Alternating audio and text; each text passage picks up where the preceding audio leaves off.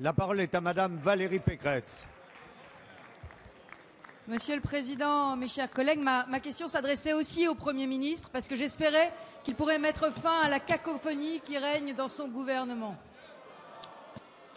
La Cour des comptes vient de publier un réquisitoire implacable contre la politique économique du gouvernement.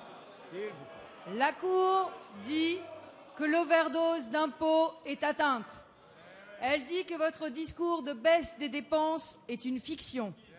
Elle dit enfin que l'objectif de 3% de déficit ne sera jamais atteint en 2013. En un mot, la Cour dit que le budget 2013 n'est pas sincère. Alors cette situation qui est dramatique pour notre pays, elle est due à votre entêtement idéologique. Un entêtement à maintenir une perspective chimérique de croissance à 0,8%. Un entêtement à réduire les déficits uniquement en augmentant les impôts. Et un entêtement à détruire toutes les mesures d'économie du gouvernement Fillon et à dépenser à crédit.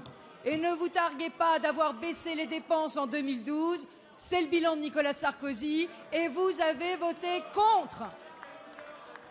Alors, depuis 2010, c'est vrai, nous avions demandé des efforts aux Français.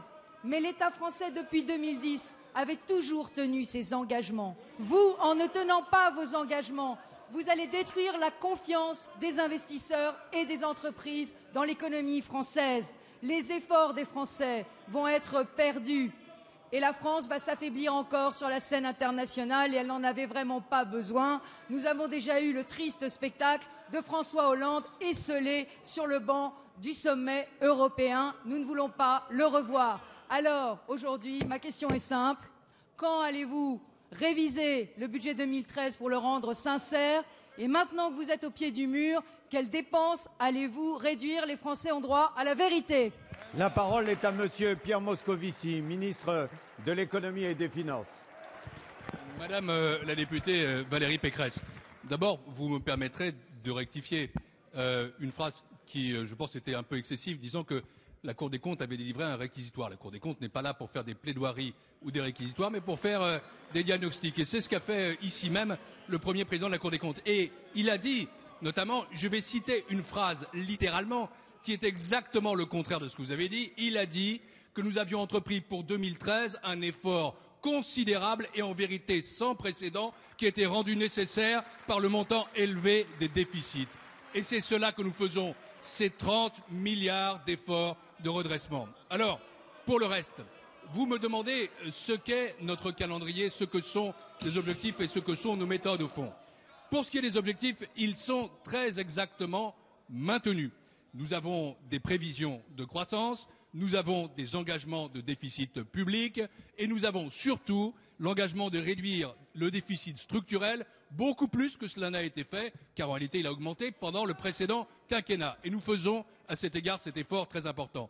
Le calendrier, eh bien, il y a, c'est vrai, des rendez-vous qui nous attendent dans le cadre de ce qu'on appelle le semestre européen, avec la Commission européenne qui va faire ses propres prévisions le 22 février, avec aussi le programme de stabilité que nous devrons présenter à la Commission européenne le 15 avril. Et c'est dans ce contexte-là que nous évaluerons l'état précis de la situation économique. Et pour le reste, surtout, il y a une méthode. Cette méthode, c'est le sérieux, car il faut réduire les déficits, il faut réduire l'endettement, mais un sérieux de gauche, un sérieux qui préserve la justice, qui préserve l'appareil productif, qui vise le redressement de la compétitivité. Et vous parliez des investisseurs, Madame Pécresse, il m'arrive dans mes fonctions de rencontrer souvent, croyez-moi, ils ont vu le changement.